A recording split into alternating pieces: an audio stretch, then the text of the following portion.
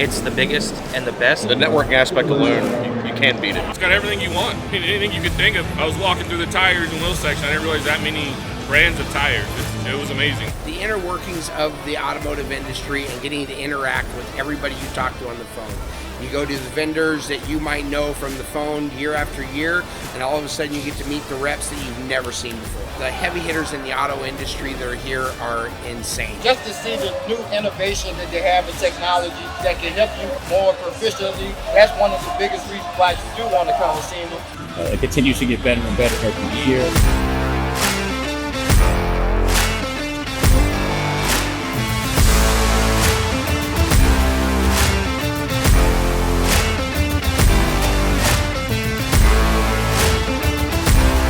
Everyone comes together. There's companies that you might not know exist that are on display here.